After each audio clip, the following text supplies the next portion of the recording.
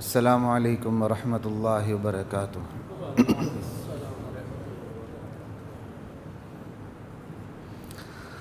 ان الحمد للہ نحمده ونستعینه ونستغفره ونؤمن به ونتوکل علیہ ونعوذ باللہ من شرور انفسنا ومن سیئات اعمالنا من يهده الله فلا مضل له ومن يضلل فلا هادي له ونشهد أن لا إله إلا الله وحده لا شريك له ونشهد أن محمدا عبده ورسوله۔ کا سب یہ کام پہلے کر لیا کریں، سارا موڈ ہی خراب ہو جاتا ہے۔ یہ آن کر دیں، اب یہ چیزیں میں کراؤں یہ تو غلط بات ہے۔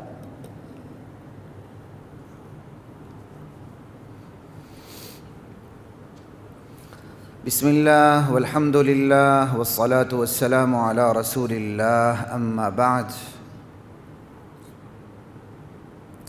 فاعوذ باللہ من الشیطان الرجیم، بسم اللہ الرحمن الرحیم۔ یا ایہا الذین آمنوا ادخلوا فی السلم کافہ، ایمان والو اسلام میں پورے کے پورے داخل ہو جاؤ۔ حضرات محترم، میرے خیال ایک جمعہ اور آ رہا ہے رمضان سے پہلے، وہ تو پھر متصل رمضان ہی پہ باتیں ہوں گی، یہ بھی رمضان ہی کی بات ہے انشاءاللہ۔ تو وہ نشستیں، وہ موضوعات جن پہ میں پوری ایک ایک نشست میں بات کرتا رہا ہوں، آج خلاصے کے طور پہ میں ان سب کو اسی ایک نشست میں جمع کر رہا ہوں،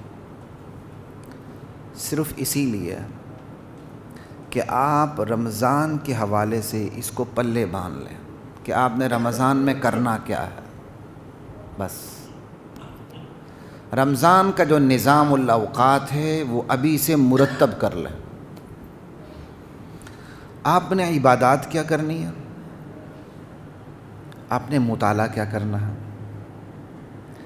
آپ نے اوقات کتنے صرف کرنے ہیں، آپ نے کون سا مال کھانا ہے، حلال کھانا ہے حرام کھانا ہے، یہ سارے پہلے سے فیصلہ کر لیں، پہلے سے سب کچھ شیڈیول میں ہو آپ کے۔ یہ ایک ہفتہ پورا میرے اور آپ کے پاس پڑا ہوا ہے اس کے لیے کہ ہم نے اپنے رمضان کو ترتیب کیسے دینا ہے۔ مطالعہ کرنا ہے تو مطالعہ کے اندر اہمیت کن امور کو دینی ہے آپ نے، وہ کون سی چیزیں ہیں جنہیں آپ اہمیت دیں۔ پورے اسلام کو آپ پڑھ لیں، لیکن اگر آپ کے اس کو اسلام کے ستون کا پتہ نہیں ہے تو آپ اس کے مزاج سے آشنا نہیں ہو سکتے۔ آپ کو معلومات بتیری مل جائیں گی، لیکن آپ کو ایمان کی حلاوت اور اس کی میٹھاس نصیب نہیں ہو سکتی۔ ایمان کی حلاوت اور میٹھاس نصیب آپ کو اس وقت ہوگی جب آپ کو اسلام کے مزاج کا پتہ ہوگا، اسلام کی بنیادوں کا پتہ ہوگا، اسلام نے جو چیزیں فرق مراتب کے ساتھ رکھی ہیں انہیں پتہ ہوگا۔ اسلام نے ہر چیز کو مراتب کے فرق کے ساتھ رکھا ہوا۔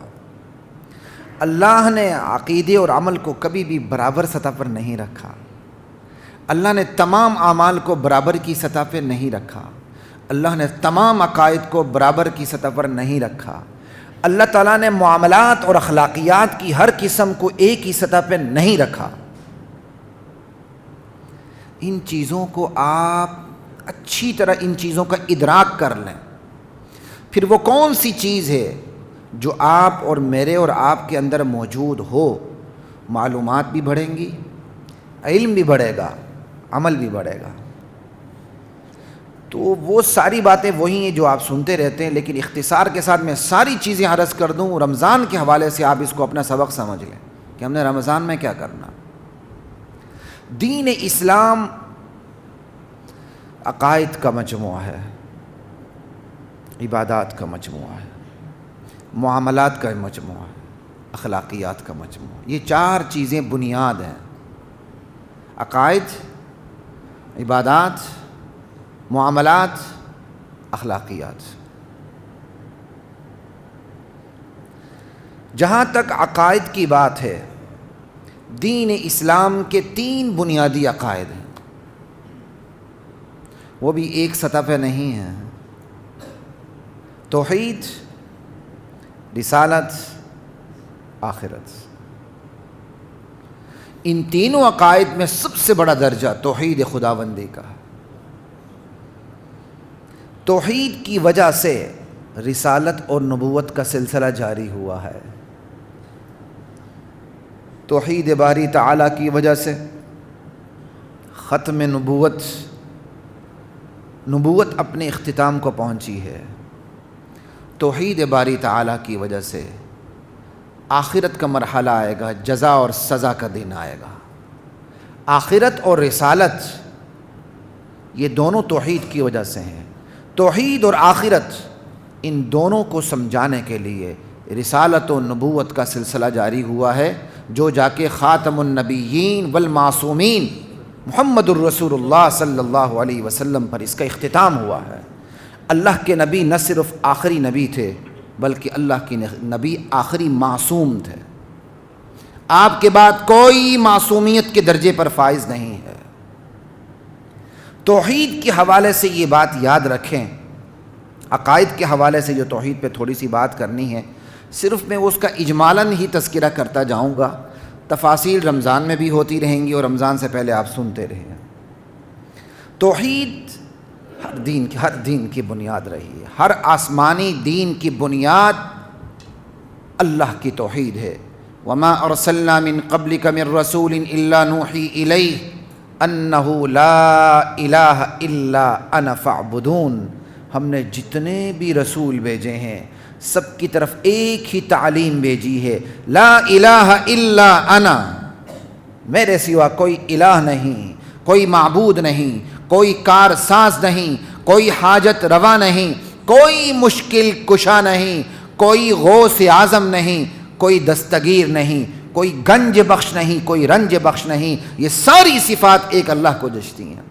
ہاں، بعض صفات ہم محبت میں بزرگوں کے لیے استعمال کر لیتے ہیں، لیکن جو ہمارے پڑھے لکھے ساتھی ہیں وہ اس کا صحیح مفہوم لیتے ہیں، لیکن جو ان پڑھ ہیں وہ ایسا مفہوم لیتے ہیں کہ کفر کے دائرے تک پہنچ جاتے ہیں۔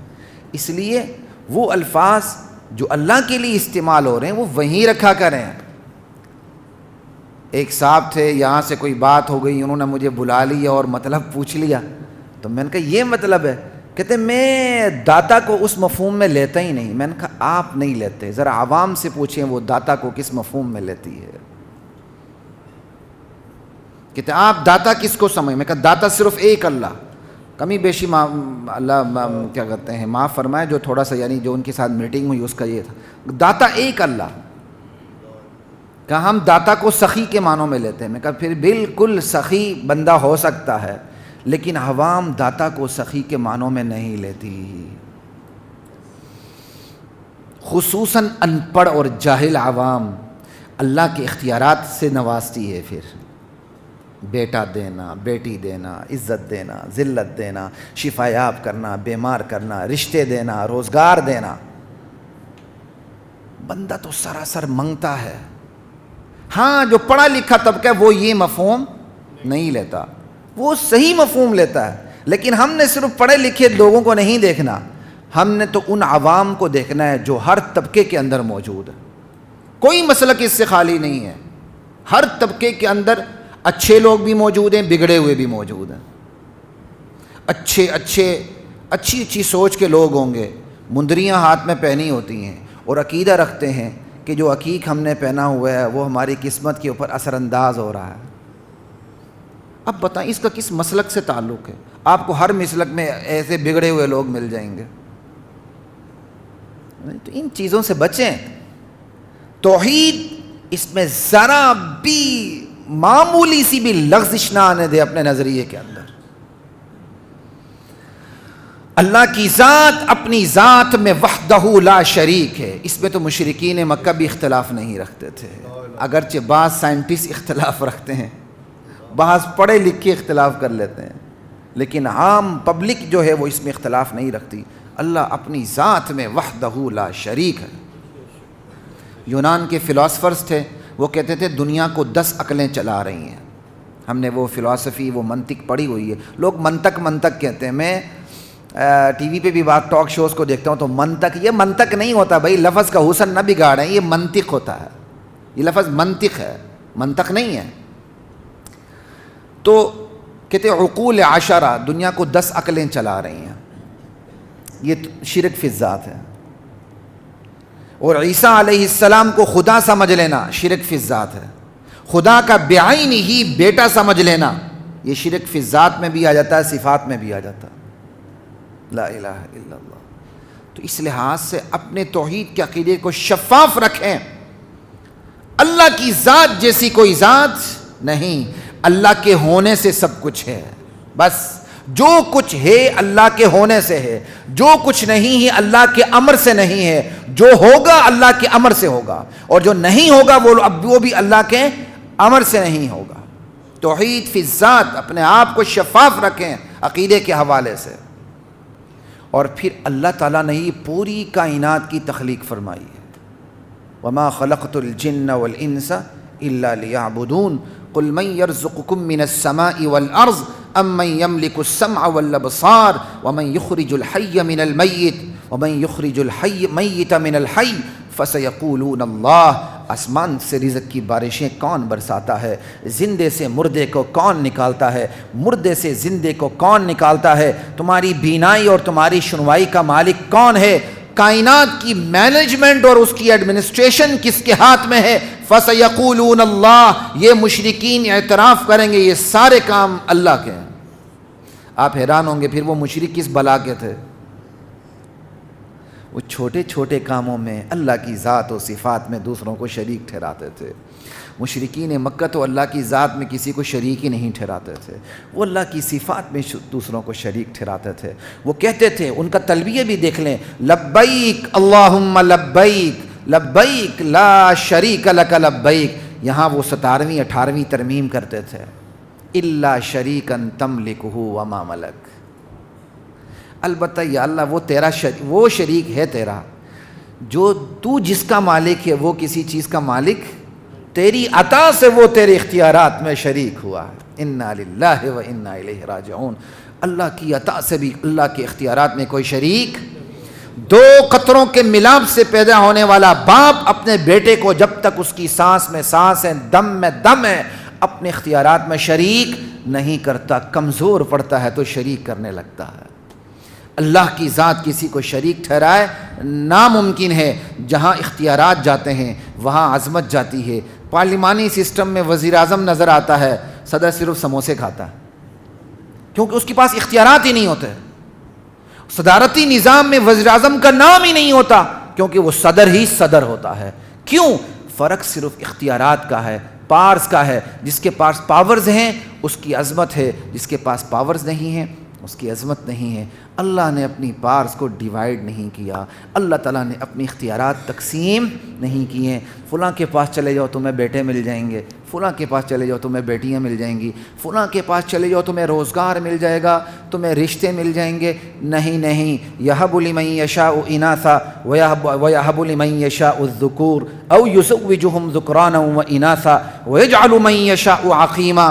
اللہ چاہے بیٹیاں ہی بیٹیاں دے دے، اللہ چاہے بیٹے ہی بیٹے دے دے، اللہ چاہے بیٹیاں اور بیٹے دونوں دے دے، اللہ چاہے بیٹی بھی نہ دے بیٹا بھی نہ دے، باج بنا کے رکھ دے. میڈیکل سائنس اعلان کرتی پھرے کہ یہ میاں میڈیکلی پرفیکٹ ہے، بیوی بھی میڈیکلی پرفیکٹ ہے. نہ دینے پہ اللہ نہیں دیتا، نہ دینے پہ اللہ نبی کو بھی نہیں دیتا، ترسا کے بڑھاپے تک رکھتا ہے. اللہ دینے پہ آ جائے تو نوجوان بچے کو بھی فقیر کو بھی درجن درجن بیٹے دے دیتا ہے. یہ اس کی شان بے نیازی ہے. قل هو اللہ احد اللہ الصمد لم یلد ولم یولد ولم یکن لہ کفوا احد. اپنی توحید کے عقیدے کو رمضان سے پہلے نتھار لیں، بالکل صاف ستھرا کر لیں. اور اس سلسلے میں کسی اور کتاب کو پڑھنے کی ضرورت نہیں، قرآن کریم کا ترجمہ پڑھ لیں. میں یہ نہیں کہوں گا میرے حضرت کا ترجمہ پڑھ لیں، فلاں حضرت کا نہ پڑھ لیں، خبردار وہ گستاخ ہے. میری طرف سے یہاں منبر پہ کبھی آپ کو یہ فتویٰ نہیں ملے گا. وہ ترجمہ اٹھائیں جس میں بریلویوں کا بھی اتفاق ہے، دیوبندیوں کا بھی اتفاق ہے، شیعوں کا بھی اتفاق ہے، سنیوں وہابیوں جو مرضی کر لیں سب کا اتفاق ہے۔ اس دھرتی کے اندر ایسے لوگ گزرے ہیں جنہوں نے ایسے کام کیے ہیں کہ بندہ حیران ہو جاتا ہے۔ اب قرآن آسان تاریخ کو دیکھ لیں، انہوں نے ترجمہ لکھ کے سب مسلکوں کے سائن کروائے ہوئے ہیں۔ ہر مسلک والا اطمینان کے ساتھ ترجمہ پڑھ سکتا ہے، لیکن میں کبھی نہیں کہوں گا کہ آپ قرآن کی بنیادی عقائد کا مطالعہ کرتے ہوئے تفسیر پہ چلے جائیں۔ ہاں، آپ پہلے سے ادراک رکھتے ہیں، آپ کو اچھی طرح شعور ہے، ضرور تفسیر پڑھیں۔ یہ تو میں ان لوگوں کی بات کر رہا ہوں جو بالکل اس وقت نیوٹرل ہے۔ نیوٹرل بندہ بڑا خطرناک ہوتا ہے، اور نیوٹرل جنس بھی بڑی خطرناک ہوتی ہے، اس لیے نیوٹرل نہ رہا کریں، آپ جانبدار حق بنا کریں۔ لیکن چونکہ بہت بڑی تعداد دنیاوی تعلیم حاصل کرتی ہے، دین کا معاملہ ہو تو انہیں دعائے قنوت بھی نہیں آتی، قل هو اللہ بھی نہیں آتی، پورے ملک کی انہوں نے لیڈرشپ اٹھائی ہوتی ہے، لم یلد ولم یولد ان کے منہ سے نہیں نکلتا۔ تو پھر ایسوں کے لیے ہم یہی کہتے ہیں یار کسی مولوی پیر فقیر پہ اعتبار نہ کرو، قرآن کریم تمہارے سامنے ہے، کوئی سا ترجمہ دیکھ لو، بہتر ہے ایسا ترجمہ دیکھ لو جس پر تمام سکول آف تھاٹ کے سائن ہوئے ہیں، بس صرف ترجمہ پڑھتے چلے جاؤ، جہاں سمجھ نہیں آتی چھوڑ جاؤ، جہاں سمجھ آتی چلتے بنو، اور جہاں بہت ہی اچھا نقطہ تمہارے ذہن میں آتا ہے، تم سمجھتے ہو قرآن تو یہ کہہ رہا ہے، معاشرہ اس ڈگر پہ ہے، چھوٹی سی ڈائری اپنے پاس رکھ لو اور اس کا حوالہ نوٹ کر لو، الف لام میم الحمدللہ سے جب والناس تک آپ پہنچیں گے اور تعصب کی اینک نہیں پہنیں گے، اللہ وحدہ لا شریک لہ کی قسم کھا کے کہتا ہوں آپ تبدیل ہو چکے ہوں گے، آپ کا مزاج ہی تبدیل ہو چکا ہوگا۔ شرط یہ ہے قرآن کریم کو سمجھ کے نیت سے پڑھیں۔ قرآن کریم اس لیے نہیں آیا تھا دلہن کے اوپر سے گزار لیں، 10 غلاف چڑھا کے آپ رکھ لیں، عطر مل لیں، آنکھوں پہ لگائیں، بس رکھ دیں۔ قرآن کریم اس کے لیے نہیں آیا تھا۔ قرآن کریم پیغام ہے، اللہ کا خط ہے میرے اور آپ کے نام۔ اللہ تعالیٰ نے اپنے نبی کے ذریعے اپنے بندوں کو یہ خط بھیجا ہے، یہ خط میں نے اور آپ نے کھول کے پڑھنا ہے۔ آپ اس بندے کو کیا کہیں گے جس کے ہاتھ میں خط آ جائے اور وہ اس خط کو لے کے پڑھنے کی بجائے اس پر عطر لگائے، اس پہ غلاف چڑھائے، آنکھوں پہ لگائے، خط رکھے اوپر تاک پہ، رات کو پھر آئے، پھر کیا کرتے ہیں اس کو بوسہ دے کے پھر خط پڑھ لے۔ 1 مہینے بعد باس کا فون آیا، میں نے آپ کو ایک ٹیکسٹ کیا تھا، میں نے آپ کو ایک میسج کیا تھا، آپ نے اس ڈائریکشن پہ عمل کیا ہے کہ نہیں؟ کہا جی ڈائریکشن پہ کیا عمل کرنا ہے، وہ تو اتنی متبرک ڈائریکشن ہے، وہ تو چومتے ہی رہنا چاہیے، اس کو چوم کے آپ تاک میں رکھتے رہیں، تو اس سے بڑا گدھا کھوتا اور احمق الناس کون ہوگا؟ بالکل اسی طرح قرآن کریم ہے، یہ صرف چومنے کے لیے نہیں آیا، آنکھوں میں سجانے اور آنکھوں سے لگانے اور تاکوں میں سجانے کے لیے نہیں آیا، یہ پڑھنے کے لیے آیا ہے۔ پڑھیں، پھر ہاں سینے سے لگائیں، پھر اسے چومیں، پھر اسے آنکھوں سے لگائیں۔ بہت اچھی بات ہے، حضرت عمر فاروق رضی اللہ تعالیٰ عنہ فرمایا کرتے تھے، ھذا کتاب ربی، ھذا دستور ربی، یہ میرے ھذا منشور ربی، یہ میرے رب کی کتاب ہے، یہ میرے رب کا منشور ہے۔ اللہ اکبر، ھذا کتاب ربی، یہ میرے رب کی کتاب ہے، ھذا منشور ربی، یہ میرے رب کا منشور ہے۔ اگر یہ اس منشور پہ یقین ہوتا تو میرے خیال کسی اور منشور کی ضرورت نہ ہوتی۔ آپ کو چونکہ اس منشور پہ یقین نہیں ہے تو آپ نے منشور کے مقابلے میں منشور بنا رکھا ہے، اور اس میں پھر ہر ایک کو راضی رکھا ہے۔ اسلامسٹ بھی بڑے خوش ہو جاتے ہیں، اس کے اندر بڑا کچھ ہم نے اسلامی دفعے ڈالی ہوئی ہیں۔ جو سیکولر طبقہ ہے وہ بھی بڑا لیفٹسٹ ہے، وہ بھی خوش ہو جاتا ہے۔ ہمارے اندر بھی ہمارے لیے بھی یہاں اتنا سامان موجود ہے، ہم اسلامسٹوں کی جو ہے نا گردن مروڑ کے رکھ سکتے ہیں، یہاں آگے نہ جانے نہیں دیں گے۔ ہر ایک کے لیے کھلا سامان اس کے اندر موجود ہے، لیکن سب سے بڑا منشور جس سے ٹکرا کے ہر قانون ہر آئین پاش ہوتا ہے وہ اللہ کی آخری کتاب قرآن کریم ہے، اور قرآن کریم کی تشریح اللہ کے نبی کے فرامین ہیں۔ قرآن و سنت کی پھر تشریح صحابہ کے اقوال ہیں، صحابہ کا طرز عمل ہے، یہ ہے خیر القرون کا طرز عمل۔ توحید کے بارے میں اپنے آپ کو شفاف رکھیں، لا الہ الا اللہ، توحید کے بارے میں اتنی بات کافی ہے۔ آگے ہم عقائد میں رسالت کی طرف جاتے ہیں۔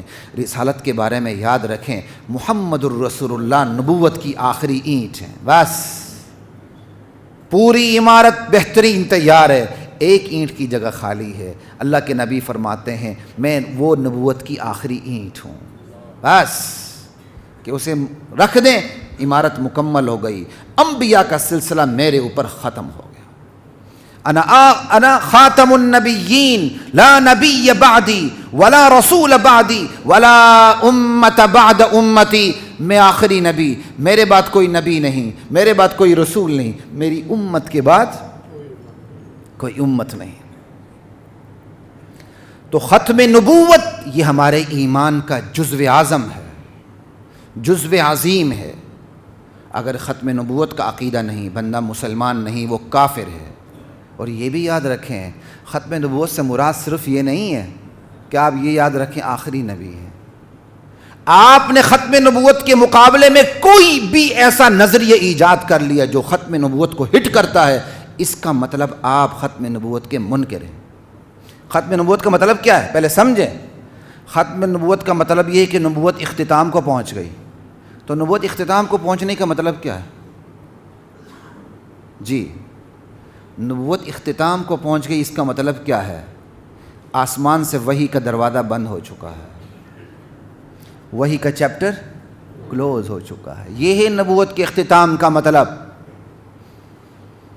آسمان سے سلیکشن ختم ہو گئی، جو کچھ کہہ دیا گیا اس میں کوئی کمی بیشی نہیں ہو سکتی۔ اللہ تعالیٰ نے اپنے منتخب نمائندوں کو معصومیت کے درجے پہ رکھا۔ آدم علیہ السلام سے لے کر محمد الرسول اللہ تک، محمد الرسول اللہ کے بعد خیر القرون تک کوئی مسلمان اس کا قائل نہیں تھا کہ نبی کے علاوہ بھی کوئی ایسی ہستی ہو سکتی ہے جو قانونی طور پر معصومیت کے درجے پر فائز ہو اور اس کی براہ راست سلیکشن اللہ کرے۔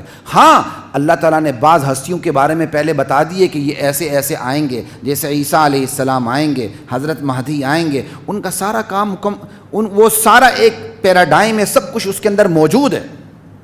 لیکن نبی علیہ السلام کی ختم نبوت کے بعد کوئی اضافہ، کوئی ایسا نظریہ جو ختم نبوت کو ہٹ کرے۔ آپ کوئی ایک ایسا نظریہ بنا لیں کہ جی آسمان سے ابھی بھی وحی آتی ہے، آسمان سے ابھی بھی ڈائریکشن ملتی ہے، اور آسمان سے ابھی ڈائریکشن ملنے کے بعد فلاں ہستی ایسے مرتبے پر فائز ہو چکی ہے کہ براہ راست وہ اللہ سے ہم کلام ہوتی ہے، وہ معصوم ہے۔ اس کا مطلب آپ نے واللہ العظیم ثم اللہ العظیم آپ نے ختم نبوت پہ ڈاکہ مارا ہے، اور ایسا شخص مسلمان نہیں ہو سکتا، نہیں ہو سکتا، نہیں ہو سکتا۔ ختم نبوت کا مطلب یہ ہے کہ وحی کا دروازہ بند ہو چکا ہے۔ ختم نبوت کا مطلب یہ ہے کہ اب اللہ کسی سے براہ راست ہم کلام نہیں ہوگا۔ ختم نبوت کا مطلب یہ ہے کوئی بندہ اللہ سے ہم کلام نہیں ہو سکتا، اللہ سے براہ راست کوئی گائیڈ لائن نہیں لے سکتا۔ اب جو کچھ ہے اس پر عمل کرنا ہوگا، جو کوئی نئے مسائل آئیں گے قرآن و سنت کی روشنی میں مجتہدین اپنا اجتہاد کر کے حضور کی امت کے سامنے رکھیں گے۔ بس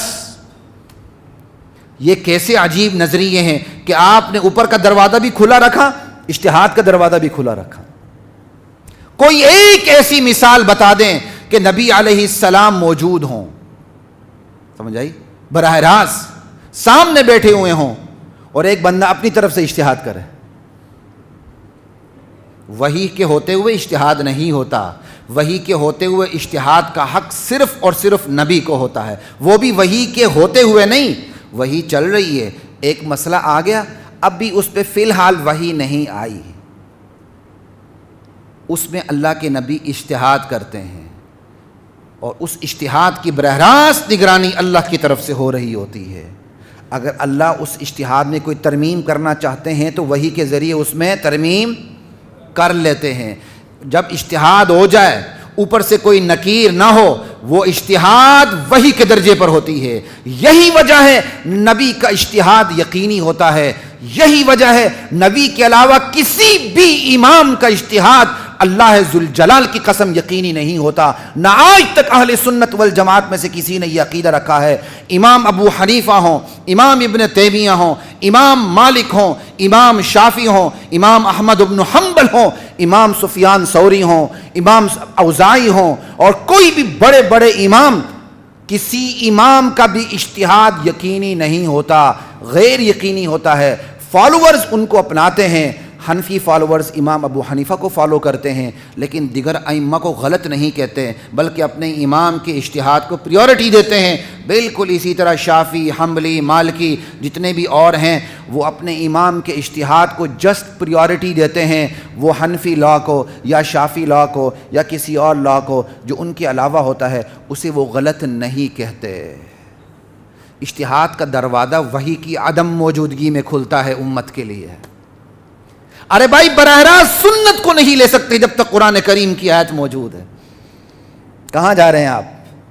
قرآن میں ایک چیز نہ ملے پھر آپ سنت کا رخ کرتے ہیں، سنت میں ایک چیز نہ ملے پھر آپ اجماع کا رخ کرتے ہیں، کنسنسس کا۔ وہاں بھی اجماع صحابہ آپ کو نہ ملے تو پھر آپ اجتہاد کی طرف دوڑ لگاتے ہیں، پھر کہتے ہیں میری کوشش کاوش یہ ہے، اگر یہ صحیح ہے تو اللہ کی طرف سے ہے، غلطی ہے تو میں مجرم ہوں۔ اس طرح آپ اپنے اجتہاد کو پیش کرتے ہیں۔ اوپر سے آپ وحی کا دروازہ بھی کھولے رکھیں، ادھر سے آپ اجتہاد کا نعرہ لگائیں، یہ آگ اور پانی ہے۔ اگر آپ اس بات کے قائل ہیں کہ اوپر سے آج بھی وحی کا دروازہ کھلا ہے، اپنے اجتہاد کو گٹر میں پھینک دیں۔ وحی کے ہوتے ہوئے پھر آپ کے اجتہاد کو ہم جوتے کی نوک پہ رکھتے ہیں، پھر لائیں اوپر سے پیغامات کو۔ ادھر سے یہ کہنا اجتہاد کا دروازہ کھلا ہے، ادھر سے یہ کہنا کہ وحی کا دروازہ بھی کھلا ہے۔ یہ ڈکیتی ہے، یہ چور بازاری، یہ پاگل پنا، یہ حماقت ہے۔ اللہ کے نبی پر وحی بند ہو چکی ہے، بس اس کے بعد جو کچھ ہوگا براہ راست قرآن و سنت کی نص موجود ہوگی، نص سے مفہوم ہو رہا ہوگا یا اجتہاد ہو رہا ہوگا، بس۔ اور اسی اجتہاد کے نتیجے میں میرے اور آپ کے لیے فلیکسیبلٹی آتی ہے، ریلیکسیشن آتی ہے، وہی اجتہاد کا نتیجہ ہے۔ امام ابو حنیفہ کبھی مجبور ہو جاتے ہیں ان کے فالوور دیگر ائمہ کے فتاویٰ کو لینے پر، اسی اجتہاد کا نتیجہ ہے۔ امام شافعی کے فالوورز مجبور ہو جاتے ہیں امام ابو حنیفہ کے فتاویٰ کو لینے پر۔ یہی بات کی، اس چیز کو سامنے رکھیں۔ ختم نبوت کا مطلب یہ صرف نہیں اللہ کے نبی آخری تھے آگے بس اس کے بعد کوئی نبی نہیں آئے گا، اس کا مطلب یہ ہے آخری نبی کیوں ہیں؟ آخری وحی ان پہ نازل ہوئی، اب جس پہ وحی نازل ہوگی وہ تو براہ راست نبی ہی ہوگا، نبی تو کوئی ہو نہیں سکتا، لہذا اللہ کے نبی کے بعد کسی اور پر وحی نازل، یہ ہے ختم نبوت کا مفہوم، یہ اٹل مفہوم ہے۔ اور یہی حد فاصل ہے اہل سنت اور غیر اہل سنت کے درمیان۔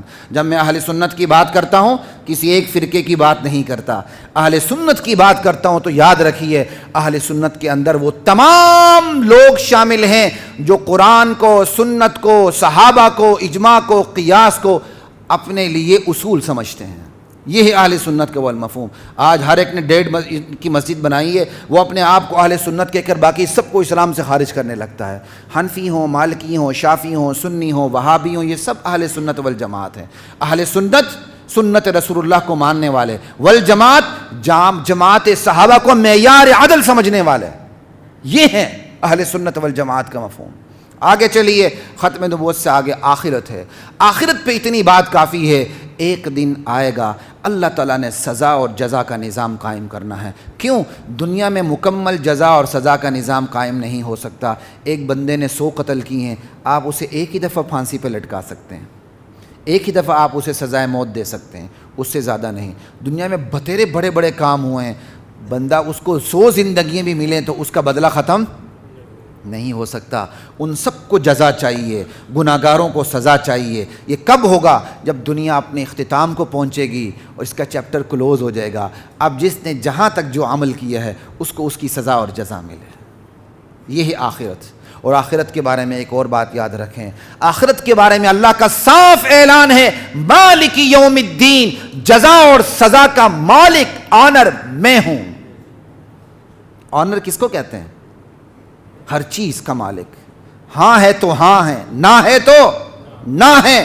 آخرت میں کوئی ایسی ہستی نہیں ہوگی جو بات کرے تو اللہ اس کی بات کے ہاتھوں خوف سے مجبور ہو جائیں یا محبت کے ہاتھوں مجبور ہو جائیں، کوئی ایسی ہستی نہیں۔ ہاں اللہ کی منتخب ہستیاں ضرور ہوں گی جنہیں اللہ نے انہیں نوازنے کے لیے انہیں سفارش کا اختیار دیا ہوگا، میرے بندو یہ تمہارے منسلکین ہیں، یہ تمہارے فالوورز ہیں، اور یہ تمہارے کیا کہتے ہیں رشتہ دار ہیں، ماں باپ ہیں، بہن بھائی ہیں مسلمان، لیکن گناہ اتنے زیادہ ہیں کہ ابھی جنت نہیں جا سکتے، تم سفارش کر دو گے تو میں انہیں جنت بھیج دوں گا۔ یہ سفارش کا سب سے بڑا حق محمد الرسول اللہ صلی اللہ علیہ وسلم کے لیے۔ حاجی شفاعت کریں گے، حافظ قرآن شفاعت کریں گے، قاری قرآن شفاعت کریں گے، علماء شفاعت کریں گے، اور شہداء شفاعت کریں گے، عام نیک لوگ جو ہوں گے جنہیں اللہ اجازت دیں گے ان کو اللہ تعالیٰ ان کو اجازت دیں گے۔ تین بڑے گروہوں کا ذکر تو حدیث میں بھی ہے، الانبیاء ثم العلماء ثم الشہداء۔ یہ صحیح روایت آپ کے سامنے رکھ رہا ہوں، صحاح ستہ میں سے کسی ایک صحیح کی روایت کی ہے کہ قیامت کے دن جو شفاعت کریں گے ان کے تین بڑے گروہ ہیں۔ سب سے پہلے انبیاء کا گروہ ہے، انبیاء کے بعد جو علماء ہیں ان کا گروہ ہے، اس کے بعد شہداء کا گروہ ہے، باقی اور بھی بہت ہیں حدیث کے حوالے سے۔ تین بڑے گروہوں کا ذکر ایک ساتھ ہے، لا الہ الا اللہ۔ تو آخرت کے بارے میں اتنا یاد رکھیں، لیکن سفارش کا کوئی ایسا تصور نہیں اللہ کے سامنے کوئی سفارش کرے اور لڑ پڑے، اللہ اس کے خوف سے مجبور ہو جائیں، یا اللہ اس کے محبت سے مجبور ہو جائیں۔ یہ مشرکین مکہ کا عقیدہ تھا، فرشتے اللہ کی بیٹیاں ہیں، جب اللہ کی بیٹیاں اللہ کی بارگاہ میں سفارش کرتی ہیں اللہ اپنی بیٹیوں کے ہاتھوں مجبور ہو جاتے ہیں۔ عیسائیوں کا عقیدہ ہے عیسیٰ علیہ السلام اللہ کے بیٹے ہیں، جب ہماری اللہ کے ہاں سفارش کریں گے اللہ بیٹے کی بات کو ٹال نہیں سکیں گے، ساری کی ساری عیسائیت جنت میں چلی جائے گی۔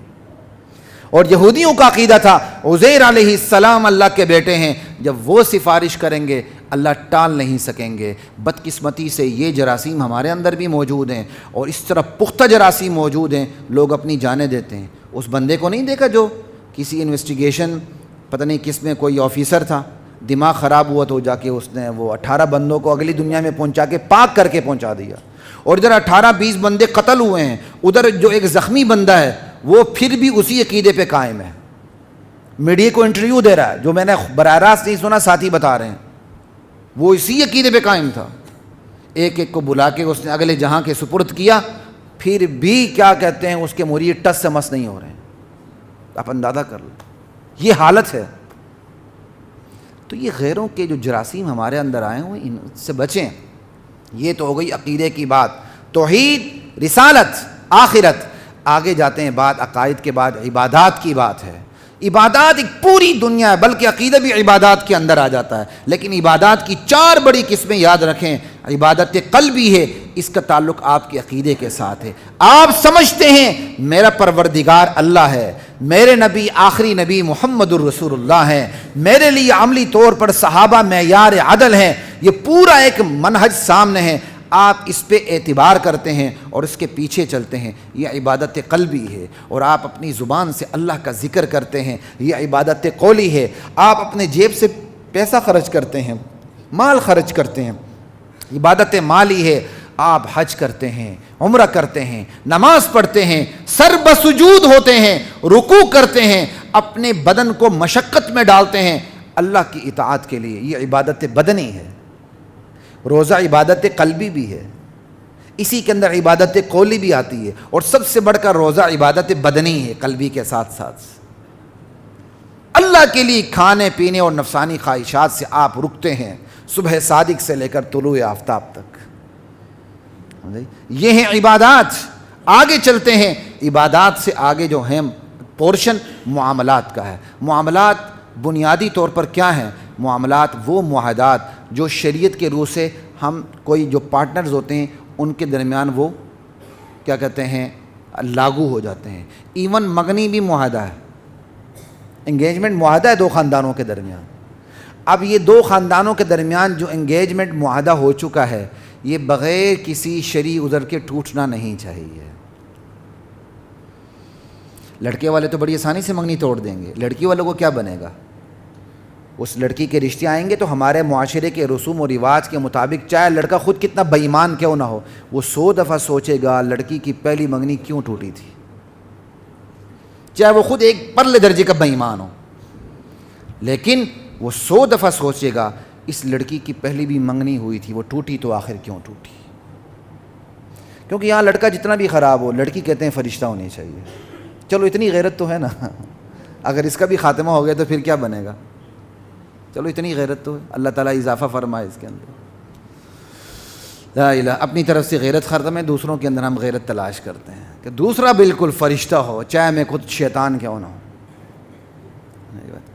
لا الہ الا اللہ. تو معاملات یہ آسان نہیں ہے، لیکن شرعی معاملات ہونے چاہیے.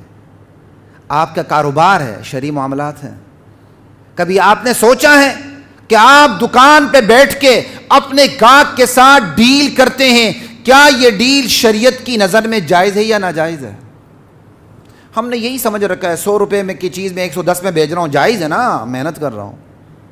کس نے کہا 100 روپے کی چیز 110 میں بیچو تو جائز ہو جائے گی؟ ممکن ہے آپ نے پتہ نہیں کتنی شرطیں لگائی ہوں، جس نے وہ 100 روپے کی چیز اگر آپ 100 روپے میں بھی بیچیں تو ناجائز ہو جائے. ممکن ہے 100 کی چیز 150 میں بیچیں وہ بھی جائز ہو جائے. کبھی آپ نے پوچھنا گوارا کیا ہے دکان پہ بیٹھ کے کہ میں یہ سودا کر رہا ہوں اپنی گاہک کے ساتھ، کسی عالم دین کے سامنے آپ نے یہ بات رکھی کہ یہ جائز ہے کہ ناجائز ہے؟ سرکاری ملازم ہوتے ہوئے آپ پارٹنرشپ کرتے ہیں، کہیں اپنا کاروبار کرتے ہیں، لیکن آپ نے پارٹنرشپ کرتے ہوئے دیکھا ہے شریعت کی نظر میں یہ پارٹنرشپ جائز بھی ہے کہ نہیں ہے؟ اس کی جو آپ نے حدود و قیود حد بندیاں کی ہوئی ہیں، کیا وہ جائز ہے کہ نہیں ہے؟ آپ کتاب بیچتے ہیں، آپ بک سٹال آپ کا ہے، آپ نے ایک اخلاق سے، حیا سے، عقیدے سے گری ہوئی کتاب اپنے بک سٹال پہ رکھی ہوئی ہے. کیا آپ نے کبھی پوچھا ہے کہ میں اس کتاب کو بیچ سکتا ہوں کہ نہیں؟ اگر بیچ دوں تو اس کی کمائی میرے لیے حلال ہے کہ حرام ہے؟ یہ ہے معاملات. فقہا کہتے ہیں جو بندہ معاملات میں پڑھے، تجارت میں پڑھے، خصوصاً تجارت کے بارے میں ہے، اور وہ پوچھ کے نہ چلے، وہ انجانے میں سود میں پڑھ کے رہتا ہے. ہم نے سود کو سمجھ لیا ہے کہ بس 1 روپے کے مقابلے میں 2 روپے کھینچنا یہ سود ہے. آپ کو کس نے کہہ دیا؟ یہاں عجیب معاملات ہیں. کہتے ہیں نفع نقصان میں برابری. ارے بھائی کس نے کہا نفع نقصان میں برابری ضروری ہے؟ میں 5 لاکھ انویسٹ کرتا ہوں، آپ 10 لاکھ انویسٹ کرتے ہیں، تو 5 لاکھ اور 10 لاکھ برابر تو نہیں ہوئے، پھر نفع نقصان میں برابری کہاں سے آ گئی؟ کبھی آپ نے سوچنے کی زحمت بھی کی ہے؟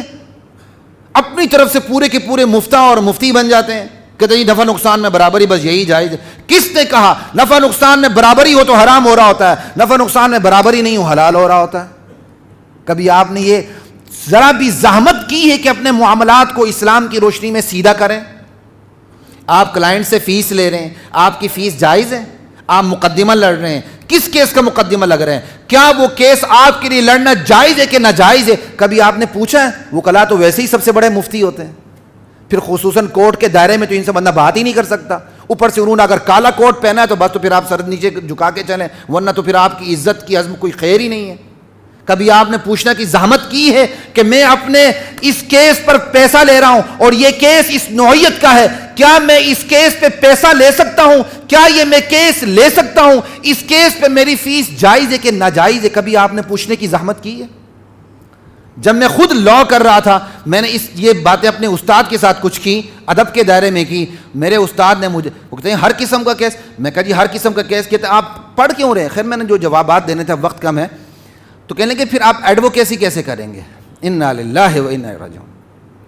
میرے ایک جواب پہ میں نے کہا آپ پہلے اپنے ضمیر سے فیصلہ لیں، یہ جو کیس میرے پاس آیا مجھے لینا چاہیے کہ نہیں؟ تو میرے استاد نے مجھے وکیلانہ جواب دیا. کہنے لگے میں وکیل ہوں، میں جج نہیں ہوں. میں کہا سر آپ کو سرکار نے جج نہیں بنایا، لیکن اللہ آپ کو آلریڈی جج بنا چکے ہیں. وَتَعَاوَنُوا عَلَى الْبِرِّ وَالتَّقْوَى وَلَا تَعَاوَنُوا عَلَى الْإِثْمِ وَالْعُدْوَانِ. نیکی کے کاموں میں، خیر کے کاموں میں ایک دوسرے کے ساتھ تعاون کرنا ہے، گناہ کے کاموں میں ایک دوسرے کے ساتھ تعاون نہیں کرنا. سرکار نے آپ کو، حکومت پاکستان نے جج نہیں بنایا، اللہ سرکار آپ کو پہلا دن سے جج بنا چکی ہے. سب سے پہلے آپ فائل پڑھتے ہیں، آپ فیصلہ کرتے ہیں. آپ کی نظر میں واقعی یہ ڈکیت ہے، قاتل ہے، چور ہے، رشوت خور ہے، اور یہ اپنے آپ کو بچانے کے لیے ایک کونسل کر رہا ہے، قطعاً شریعت آپ کو یہ اجازت دینے کے لیے تیار نہیں ہے کہ آپ اس کا کیس لڑیں. اسے بالکل ہی بے آسرا چھوڑ دیں. ہاں اگر آپ سمجھتے ہیں یہ کیس میرے لیے جائز ہے، اور یہ واقعی کیا کہتے ہیں مظلوم بندہ ہے، ضرور اس کیس کو لیں، لیکن کیس کے درمیانی مرحلے پر پہنچ کر آپ کو انکشاف ہو جاتا ہے جسے میں مظلوم سمجھ رہا تھا وہ تو سب سے بڑا ظالم ہے، بس جہاں تک انکشاف ہوتا ہے وہاں تک آپ کی فیس درست ہے، اس سے آگے غلط ہے۔ یہ باتیں میں نے تھوڑی سی اس لیے بتائیں کہ کبھی اپنے آپ نے معاملات کو جان کے دیکھا ہے آپ کا کون سا معاملہ درست ہے، آپ کا کون سا معاملہ درست نہیں ہے۔ 25 کیس آپ کے پاس ہوتے ہیں اور آپ کسی عدالت کو ٹائم نہیں دے سکتے، پھر بھی آپ کیس لے رہے ہوتے ہیں، کیوں؟ اس امید پر میں کسی ساتھی کو بھیج دوں گا وہ تاریخ لے لے گا، وہ کیس جو 2 مہینے نہیں چلتا وہ آپ کی ماشاءاللہ کاوشوں سے 20 سال تک اس کا فیصلہ نہیں ہوتا۔ کبھی آپ نے دیکھا کہ اس کے اثرات آپ کی تقدیر پہ کیا پڑیں گے، آپ کی اولاد پہ کیا پڑیں گے، آپ کے گھر کے سکون پہ کیا پڑیں گے اس کے اثرات؟ کبھی سوچا ہے کسی کے گھر کو بے سکون کر کے، کسی کو بے چین کر کے آپ چین لے سکتے ہیں؟ اس لیے معاملات پہ توجہ دیں حضرات محترم۔ عبادات بہت آسان ہیں، عبادات اللہ اور میرا معاملہ ہے، معاملات بندے اور بندے کا معاملہ ہوتا ہے، بہت مشکل ہیں۔ 4 رکعت نماز پڑھنی آسان ہے، لیکن 4 منٹ دکان پہ بیٹھ کے، 4 منٹ اپنے چیمبر میں بیٹھ کے، 4 منٹ اپنے دکان کیا کہتے ہیں آفس میں بیٹھ کے انصاف کے ساتھ قلم اٹھانا مشکل ترین کام ہے۔ یہی وجہ اللہ تعالیٰ نے اس کے لیے عبادات رکھی ہیں کہ آپ آسان مرحلے سے گزر جائیں، معاملات آپ کے لیے آسان ہو جائیں۔ جو 5 وقت کی نماز نہیں پڑھتا، جو حج نہیں کرتا، روزہ نہیں رکھتا، معاملات میں کیا کہتے ہیں ناکارہ نہیں ہے، معاملات میں ناکارہ ہے، وہ باقی معاملات میں ناکارہ، عبادات میں معاملات میں خاک انصاف کرے گا۔ آپ عبادات میں جتنے نکھرے اور ستھرے ہوں گے اتنے ہی معاملات کے آپ اندر بالکل بریلینٹ ہوتے چلے جائیں گے۔ اللہ تعالیٰ کہتے ہیں یا ایھا الذین آمنوا ان تتقوا اللہ یجعل لکم فرقانا، ایمان والو اگر تم تقوی اختیار کرو گے اللہ تمہیں سچ اور جھوٹ کے درمیان تمیز کی قوت عطا کریں گے۔ ایک بندہ جھوٹ پہ جھوٹ بولتا ہے تو وہ سچ اور جھوٹ کے درمیان تمیز کیسے کرے گا؟ یہ بالکل نظریہ غلط ہے کہ میرے پاس ایک کیس آ چکا ہے میں لوں، عدالت جانے کے یہ غلط ہے کہ صحیح ہے، میں نے تو اپنی فیس کھڑی کرنی، نہ، وہ اس طرح فیس آپ کے لیے حلال نہیں ہو سکتی۔ اگر آپ سمجھتے ہیں آپ کا گھر کیسے چلے گا، بڑے کمزور بندے ہیں کہ آپ نے رازق پر سہارا کرنے کی بجائے اپنے ایک مظلوم کیا کہتے ہیں بندے کو اپنا رازق سمجھ لیا۔ اللہ کو رازق سمجھے، راستے بڑے کھلے ہیں۔ میں تو علماء سے بھی کہتا ہوں اپنی نماز خطبوں کی کمائی کے اوپر گزارا نہ کریں، تجارت کریں، اللہ تعالیٰ نے مارکیٹیں کھلی رکھی ہیں۔ میں وکلاء حضرات سے بھی یہی کہتا ہوں اپنے کلائنٹ کی فیسوں پہ گزارا نہ کریں، سائڈ بزنس رکھیں تاکہ آپ کے ایمان کو سہارا ملے اور آپ ضمیر پہ کیس کو لے کے ضمیر کی آواز پہ لبیک کہتے ہوئے آگے جائیں۔ معاملات کوئی آسان نہیں ہے، آگے اخلاقیات کی دنیا ہے۔ اخلاقیات کیا ہیں؟ اخلاقیات بنا معاہدے کے جو انڈرسٹوڈ باتیں میرے اور آپ کے اوپر لاگو ہوتی ہیں ان کو نبھانے کا نام اخلاقیات ہے۔ میرا ہمسایہ ہے، میرے ہمسائے کے ساتھ کوئی معاہدہ نہیں ہوا، بنا معاہدہ کے نبی کے فرامین کے مطابق اس سے اچھا سلوک میرے اوپر فرض ہے۔ میں دکان میں داخل ہوتا ہوں، بنا معاہدہ کے دکان اور گاہک کے درمیان ایک سلوک ہے جو ایک دوسرے کے اوپر فرض ہو جاتا ہے۔ معاملات میں باقاعدہ کانٹریکٹ ہوتا ہے، اخلاقیات کے اندر کوئی کانٹریکٹ نہیں ہوتا لیکن ان کا خیال کرنا پڑتا ہے، وہ آلریڈی انڈرسٹوڈ ہوتے ہیں۔ تو عقائد، عبادات، معاملات، اخلاقیات، یہ ہے اسلام کا مجموعہ۔ اور اس کا ادراک کب ہوگا؟ اس کا ادراک تب ہوگا جب آپ نبی علیہ السلام سے لے کر جس زمانے تک نبی علیہ السلام نے خیر کی گواہی دی ہے، یعنی خیر القرون، پہلے 3 زمانے، آپ اس میں جو دین ہے اس کے پورے پیراڈائم کو، سٹرکچر کو ایز اٹ از قبول کریں، جو منہج نبوت ہے۔ قرآن اتارا گیا، سمجھا، سمجھایا گیا، آگے پہنچایا گیا، اس کا ایک پورا پیراڈائم ہے۔ اس پیراڈائم کو ایز اٹ از قبول کریں گے، عقائد، عبادات، معاملات، اخلاقیات کا آپ کو ادراک ہوگا، آپ غلطی نہیں کریں گے، آپ حدیث کا انکار نہیں کریں گے، آپ سنت مؤکدہ کا انکار نہیں کریں گے، آپ پردے کا انکار نہیں کریں گے، آپ یہ کہتے نہیں پھریں گے لڑکے اور لڑکی آپس میں ہاتھ ملا لیں کچھ بھی فرق نہیں پڑتا۔ یہ ساری چیزیں اس لیے پیش آتی ہیں آپ نبوت کے دیے ہوئے منہج اور پیراڈائم کو اگنور کر رہے ہیں۔ دین وحی کی صورت میں نازل ہوا نبی کے سینے اطہر پہ، اور نبی علیہ السلام نے اس دین کو صحابہ کو سمجھایا، صحابہ نے اس دین پہ عمل کر کے دکھایا، نبی نے اس دین پہ عمل کر کے دکھایا، صحابہ نے اس دین کو تابعین تک پہنچایا، تابعین نے تبع تابعین تک پہنچایا۔ یہ اترنا، اتارنا، سمجھنا، سمجھانا، پہنچنا، پہنچانا، یہ ایک پورا نقشہ ہے، یہ ایک پورا روڈ میپ ہے۔ آپ اس پورے کو لے کے چلیں گے، پورے دین کا ادراک ہوگا، نہیں چلیں گے ادراک نہیں ہوگا۔ پھر اس پورے دین کا حصول کیسے ہوگا؟ اس پورے دین کا حصول تب تک نہیں ہو سکتا جب تک آپ کے اندر طلب پیدا نہ ہو، تڑپ پیدا نہ ہو، کیونکہ اللہ بن مانگے دین عطا نہیں کرتے۔ یہ اللہ کا اصول ہے، وَمَا يَتَذَكَّرُ إِلَّا مَن يُنِيبُ، میں دین اسے دیتا ہوں، دین کی سمجھ اور دین کی طرف لاتا اسی کو ہوں جس کے اندر خود طلب اور تڑپ ہو، جس کے اندر طلب اور تڑپ نہ ہو، چاہے وہ نبی کا باپ ہو، نبی کا بیٹا ہو، نبی کی اولاد ہو، نبی کی بیوی ہو۔ اللہ اسے بھی ہدایت نہیں دیتے تو میں اور آپ کس کھیت کی مولی ہیں بھائی؟ نوح علیہ السلام کے بیٹے کو ہدایت نہیں ملی، نوح علیہ السلام کی بیوی کو ہدایت نہیں ملی، لوط علیہ السلام کی بیوی کو ہدایت نہیں ملی، ابراہیم علیہ السلام کے ابا جان کو ہدایت نہیں ملی، نبی علیہ السلام کے کئی چچا ہیں ان کو ہدایت نہیں ملی۔ ملی تو کس کو ملی؟ بلال حبشی کو ملی، سلمان فارسی کو ملی۔ یہ ہے انابت، جب تک نہیں آئے گی دین کا حصول نہیں ہوگا۔ اور یہ دین آتے ہوئے بھی کھو کیسے جاتا ہے؟